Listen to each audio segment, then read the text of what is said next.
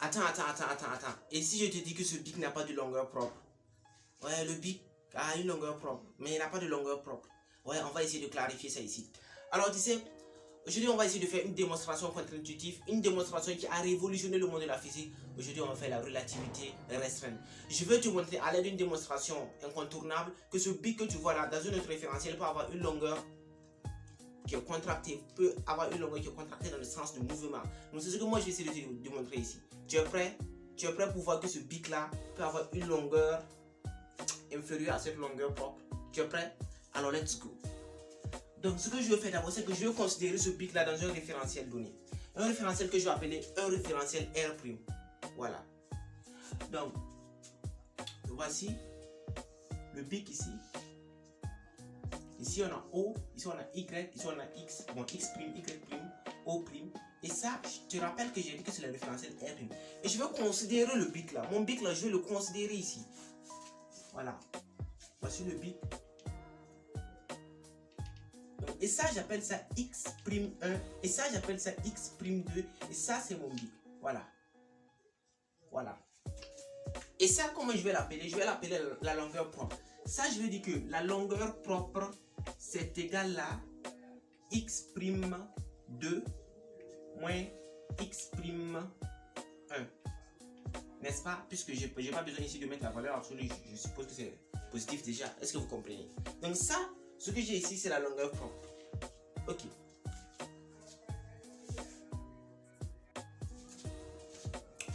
Et maintenant, ce que nous allons faire, c'est que ça, le bic est dans un référentiel R' où il est supposé immobile.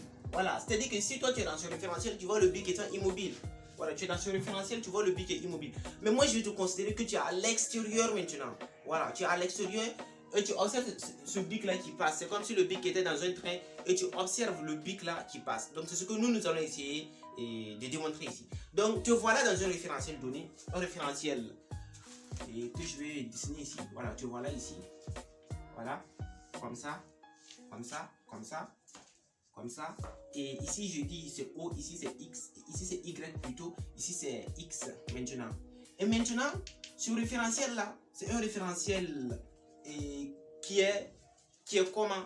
Qui est immobile par rapport au référentiel R'. Donc, c'est-à-dire que R' aura une vitesse ici qu'on va appeler une vitesse V. Voilà, une vitesse V. Avance avec une vitesse V. R' avance avec une vitesse V par rapport à R. Je ne sais pas si tu comprends. Et ça, c'est le référentiel R. Voilà.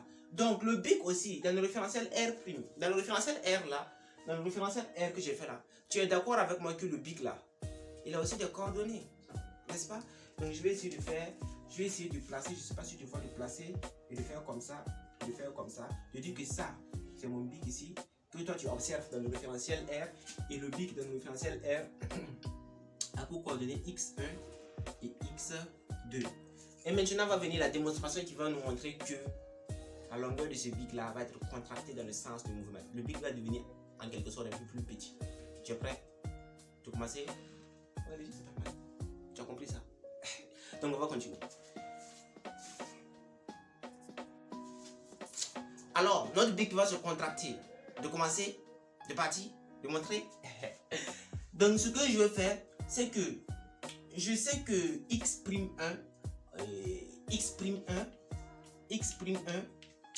alors ici, je ne sais pas si tu es peut-être en terminale, on va passer en terminale, je ne sais pas si tu es en terminale, mais ce que je veux que tu saches, c'est que tu n'as pas besoin de ce que je vais écrire. Moi, ce que je veux que tu vois à la fin, c'est la contraction de longueur que je vais te démontrer. Donc, tu n'as pas besoin des différentes formules que je vais mettre. Ce sont des formules que tu ne connais pas d'abord si tu es en terminale. Donc, X'1, ça fait gamma. Gamma, c'est affecté le facteur de Lorentz. Ça fait gamma, facteur de quoi? De X1 moins V fois T. Et ce V là, c'est ce V là, n'est-ce pas? Et X'2, ça fait gamma facteur de X2 moins V fois T. Voilà, tu vois?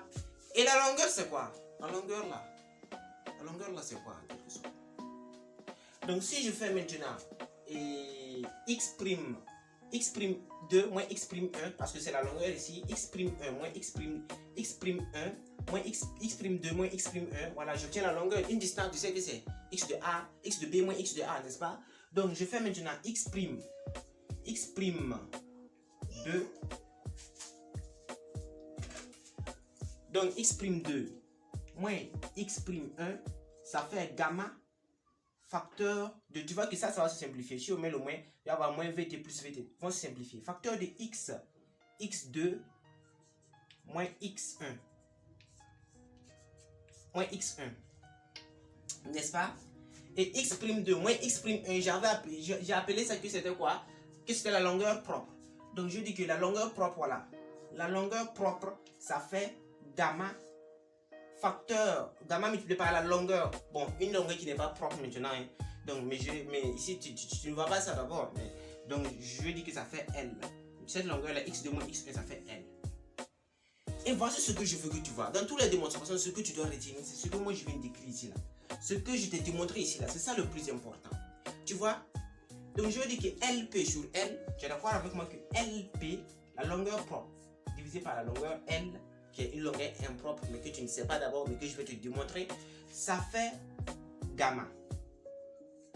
Et maintenant, nous, ce que nous voulons montrer, c'est que la longueur propre là, c'est supérieur à cette longueur là.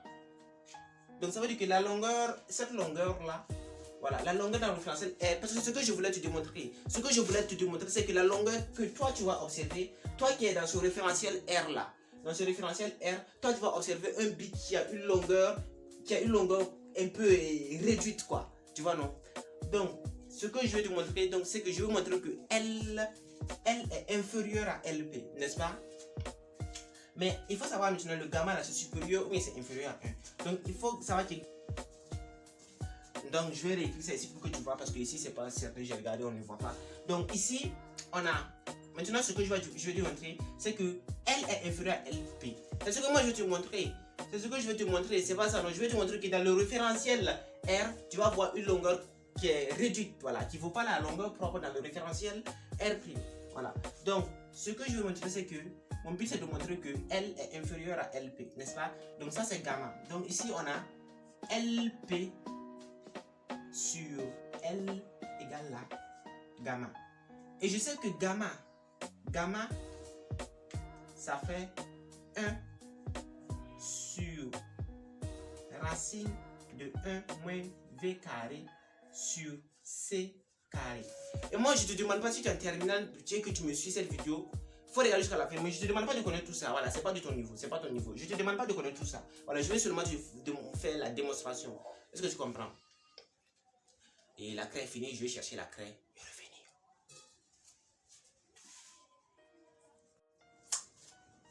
Voilà, tu vois non? Donc gamma ça est égal à 1 sur racine de 1 moins V carré sur C carré.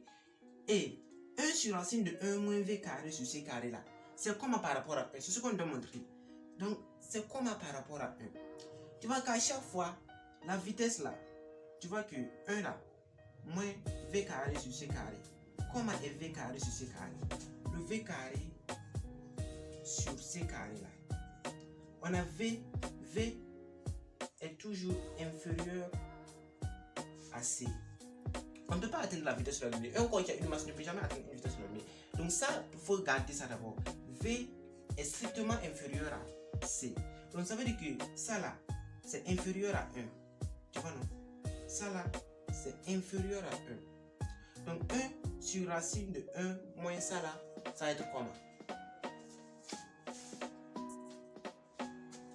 Donc tu vois que ici LP va être, puisque ça là c'est inférieur à, si on a 1, ça là c'est inférieur à 1, donc 1 moins quelque chose qui est inférieur à 1, c'est toujours être inférieur à 1. Donc si je fais la division maintenant, je vais tenir LP, tu vas être, ça va me renseigner comme gamma est supérieur à 1, ça va me renseigner que LP est supérieur à L, n'est-ce pas? LP est supérieur à L, n'est-ce pas? C'est ça, LP est supérieur à L, n'est-ce pas? Donc si LP est supérieur à L, ça veut dire que L est inférieur à LP. Et voici ce que je voulais que tu vois. Donc tu vois, je t'ai démontré que L est inférieur à LP. Retiens que L, c'est la longueur dans le référentiel...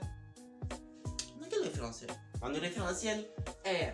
Et LP, on appelle ça une longueur propre. C'est la longueur que tu vas constater. C'est la longueur que tu vas voir si toi tu es dans le référentiel R' et que l'objet est immobile par rapport à toi. Oui, le bic est immobile par rapport à toi. Puisque dans le référentiel R' là, même si vous bougez avec une vitesse V, toi qui es dans ce référentiel, toi tu ne vas pas constater que vous avez une vitesse, que vous bougez. Pourtant vous êtes immobile. Pour toi, vous êtes immobile. C'est moi qui va constater que vous bougez. Donc il faut retenir ça. Donc, et moi, ce que tu as vu que je t'ai démontré que L est strictement inférieur à LP, n'est-ce pas? Ça veut dire que la longueur dans le référentiel L là va être inférieure à la longueur dans le référentiel R'. Donc, la longueur dans R est inférieure à la longueur dans R'. Donc, mon bic là, pour toi qui est dehors là, tu vas voir que le bic là, bizarre, hein? Il est contracté dans ce sens. Contracté. Voilà, dans ce sens, est-ce que j'ai fait de contracté dans ce sens. Donc, ça veut dire que si le bic progresse comme ça, il va être réduit. C'est comme s'il va avoir une longueur. On va plus cette partie-là et le bout du bic là va venir ici. Voilà. C'est ce que toi tu vois. Je sais que c'est contre-intuitif. C'est vraiment contre-intuitif. Comment ça? Et moi, ce que je veux te dire, c'est que c'est pas le bic. Voilà. Il faut savoir que c'est pas les molécules du bic qui vont se transformer. C'est juste un effet de référentiel. C'est vrai que le bic en réalité va avoir des molécules qui vont un peu se contracter. Le bic, on ne sait pas ça. C'est parce que toi tu es dans un autre référentiel. C'est ça qui va engendrer tout ça. Est-ce que tu comprends? Donc, c'est ce que je voulais t'expliquer. Est-ce que c'est fini? Mais les différentes démonstrations là, s'il te plaît, il ne faut pas dire que les démonstrations sont bizarres. Donc tu vas fuir la vidéo, non. J'ai déjà mal fini la vidéo, ça se dit ça. Et donc tu vois, non, le bic est contracté. Et ça, c'est qui a démontré ça? C'est un physicien allemand appelé Albert Einstein qui a fait cette démonstration. Ça s'appelle la relativité restreinte. Et moi, ce que je vais essayer de faire dans les vidéos à venir, c'est d'essayer de te montrer la dilatation du temps. Voilà. Donc si la vidéo t'a plu, n'oublie pas de t'abonner à ma chaîne, c'est pas facile, difficile. De liker, de commenter, de partager à ceux qui en ont besoin. Voilà, les gens de l'université, ceux qui ont besoin de comprendre ça, de les partager. Et si toi aussi tu es un élève de terminale, que tu es un passionné de la physique, tu peux essayer de comprendre, c'est pas difficile à comprendre. Ok, et qu'est-ce que je peux dire encore ajouter? J'aime pas parler, qu'est-ce que je peux dire ajouter? Ça me dit, il y a quelque chose qui vient dans ma tête et qui me dit que c'est pas fini, quelque chose que je dois ajouter. Et je vois pas cette chose. Je vois pas cette chose. Parce que j'ai montré que la longueur est inférieure à L. Bon, donc à plus pour de nouvelles vidéos.